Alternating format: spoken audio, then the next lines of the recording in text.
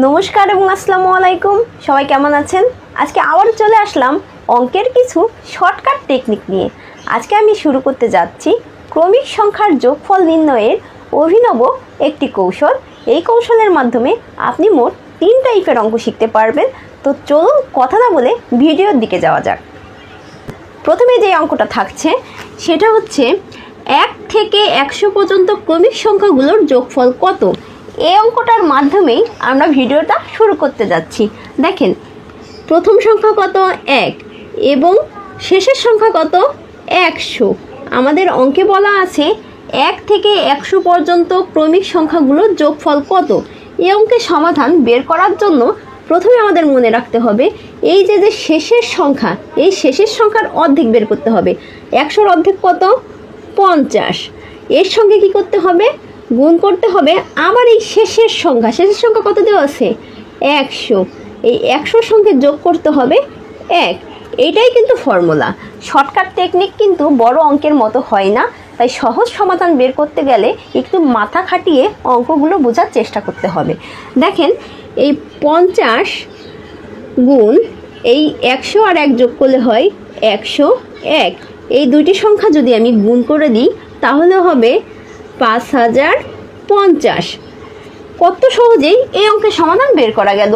আচ্ছা, যদি এখানে 100 না থেকে একটা বিজোড় সংখ্যা থাকতো তাহলে কেমন হতো?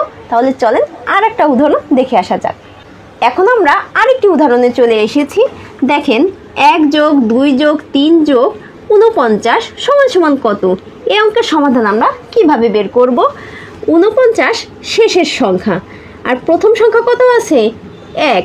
আমরা প্রথমে কি দেখেছিলাম, শেষের সংখ্যার অর্ধেক। 49-এর অর্ধেক যদি আমরা করি দশমিক সংখ্যা চলে আসে। এর জন্য আমরা 49-এর নিচে 2 দিয়ে ভাগ করব। 2 দিয়ে ভাগ করলে কিন্তু 49-এর অর্ধেকই হয়। তারপরে কি করব, গুণ শেষের সংখ্যা কত 49। 49 লিখে নিলাম, যোগ করব 1। দেখেন, আগের ফর্মুলা আর এই ফর্মুলা কিন্তু একদম সেম, শুধু একটু বুঝতে হবে তখন ছিল 100 যদি ভাগ করতাম তাহলে হতো 50 সেটি পূর্ণ সংখ্যা। আর 49-কে যদি আমি ভাগ করতে যাই তাহলে হবে আমার 24.5। এই ভগ্নাংশ সংখ্যা বা দশমিক সংখ্যা আমি না লেখার জন্যই এইভাবে করে দিয়েছি। এবারে দেখেন, 49 ভাগ 2 গুণ এইখানে যোগ করলে কত হয় 50। 2 দ্বারা 50-কে কাটবো, হবে 25। এই 49 সংখ্যা আর 25 সংখ্যা গুণ করে দেব। 49 আর 25 গুণ করলে হবে 1225।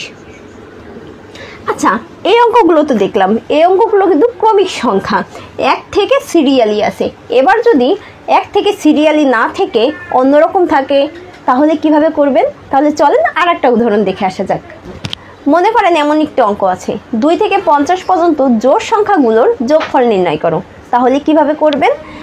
দেখেন তো, সংখ্যা কয়টা 2 থেকে 50টা। 2 থেকে 50 পর্যন্ত কি জোড় সংখ্যা, তাহলে 2 এর পরে কত হবে 4 6 8, এইভাবে করে 48, তারপরে 50। সিকোয়েন্সটা কিন্তু জোড় সংখ্যার, তাই জোড় সংখ্যাই হবে। এই ধরনের অঙ্ক যদি আসে তাহলে শর্টকাট টেকনিকে কিভাবে করবেন?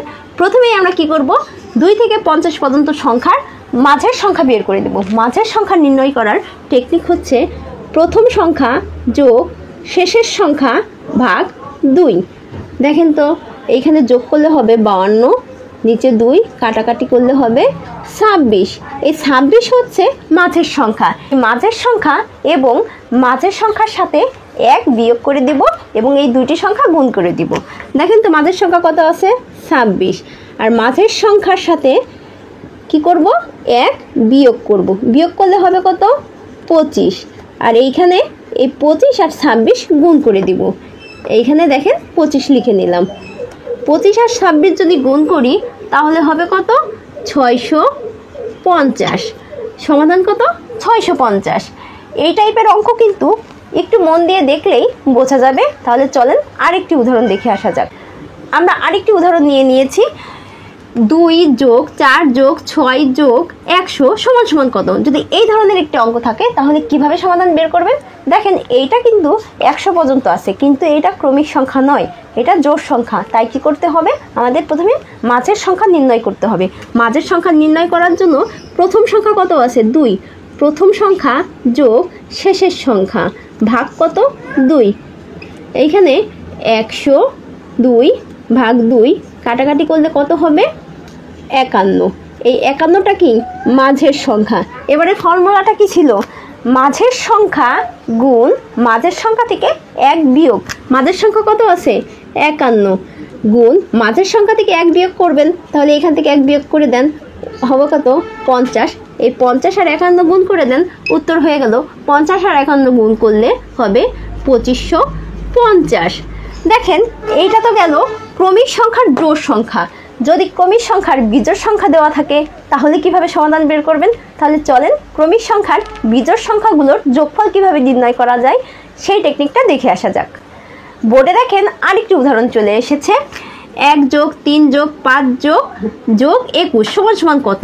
তাহলেও কি করব আমরা? প্রথমে মাঝের সংখ্যা নির্ণয় করব। মাঝের সংখ্যা নির্ণয় করার ফর্মুলা কি? প্রথম সংখ্যা কত আছে? 1। শেষের সংখ্যা কত আছে? 21। এটাকে 2 দ্বারা ভাগ করব। 21 আর 1 যোগ করলে হয় 22, 2 দিয়ে ভাগ করলে কাটাকাটি করলাম, কাটাকাটি করলে হবে কত? 11। দেখেন এখানে কিন্তু মাঝের সংখ্যা বেরিয়ে গেছে। আর বিজোড় সংখ্যার ক্ষেত্রে কি করতে হবে? মাঝের সংখ্যাটা স্কোয়ার করে দিবেন, তাহলে এই অঙ্ক হয়ে যাবে। মাঝের সংখ্যা কত? 11। এটা যদি আমরা স্কোয়ার করি তাহলে হবে 121। আরেকটি উদাহরণ দেখে আসলে আরও ক্লিয়ার হবেন। তাহলে চলেন আরেকটি উদাহরণে যাওয়া যাক। এখন আরেকটি অঙ্ক চলে এসেছে। 1 যোগ 3 যোগ 5 যোগ 7 যোগ ... যোগ 99 সমান সমান কত? তাহলে কি করব? এখানে বিজোড় সংখ্যা বা জোড় সংখ্যা যাই থাকুক, প্রথমে আমাদের মাঝের সংখ্যা নির্ণয় করে নিতে হবে। মাঝের সংখ্যা নির্ণয় করার ফর্মুলা কি? প্রথম সংখ্যা যোগ শেষের সংখ্যা ভাগ 2। উপরে কত হবে? 100, নিচে 2, কাটাকাটি করলে হবে 50। দেখেন তো এটা বিজোড় সংখ্যা। মনে রাখতে হবে এই সংখ্যাগুলো জোড় না বিজোড়। জোড় সংখ্যার ক্ষেত্রে সূত্র 1, বিজোড় সংখ্যার ক্ষেত্রে শুধুমাত্র এই মাঝের সংখ্যাটা স্কোয়ার করে দেন। 50-এর যদি স্কোয়ার করি তাহলে হবে 2500। কত সহজে এই ধরনের অঙ্কের সমাধান খুব শর্টকাট টেকনিকে বের করা যায়। আপনাদের জন্য একটা উদাহরণ থাকছে। এই অঙ্কটির সমাধান কি হবে অবশ্যই কমেন্টে আমাকে জানাবেন। অনেকে আমার ভিডিও দেখেন, অনেকে আমাকে সাবস্ক্রাইব করেছেন, অনেকে হয়তো করেননি। যারা এখনও সাবস্ক্রাইব করেননি অবশ্যই আমার চ্যানেলটিকে সাবস্ক্রাইব করে দিবেন। সবাইকে অসংখ্য ধন্যবাদ। দেখা হচ্ছে নতুন আরেকটি ভিডিওতে।